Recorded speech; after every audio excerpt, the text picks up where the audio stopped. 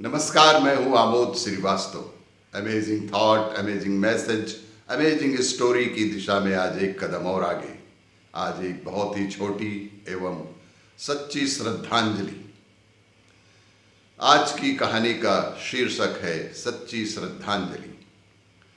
पिता ने रोते हुए बच्चे के साथ खिलौने की दुकान में प्रवेश किया।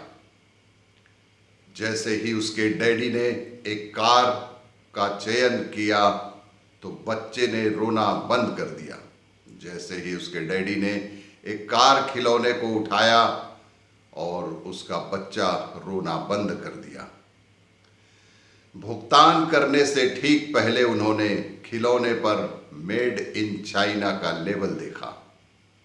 भुगतान करने से पहले उन्होंने खिलौने पर मेड इन चाइना का लेबल देखा। उन्होंने खिलौने को क्रय करने से इनकार कर दिया। बच्चा फिर जोर जोर से रोने लगा।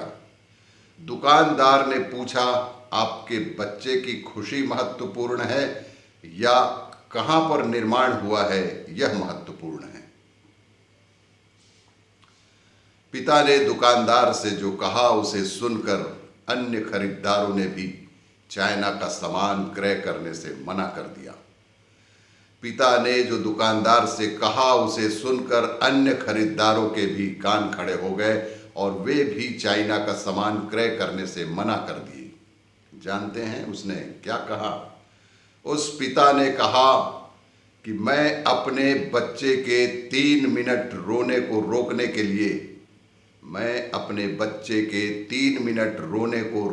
लिए अपने भारतीय सैनिकों के बच्चों को स्थायी रूप से रोने नहीं दे सकता। भाइयों, हम युद्ध भूमि पर जाकर युद्ध नहीं कर सकते।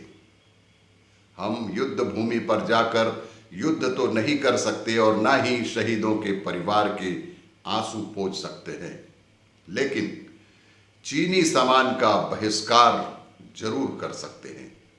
और हमें इस समय इसी बात की सबसे अधिक आवश्यकता है कि हम हमारे सैनिकों के मनोबल बढ़ाने के लिए फ्रंट में ना सही देश में रहकर उनकी क्या सहायता कर रहे हैं। सभी भारतीयों के लिए यही हमें देश के लिए करने के लिए आवश्यक और सही समय है कि हम हमारे सैनिकों के मनोबल बढ़ाने के लिए यदि फ्रंट में नहीं जा सकते हैं तो कम से कम चाइना के सामान न खरीदकर उनका सहयोग अवश्य कर सकते हैं। और भी इसी तरह की जानकारियों के लिए देखते रहिए मेरा वीडियो। लाइक करें, शेयर करें और सब्सक्राइब अवश्य करें। धन्यवाद।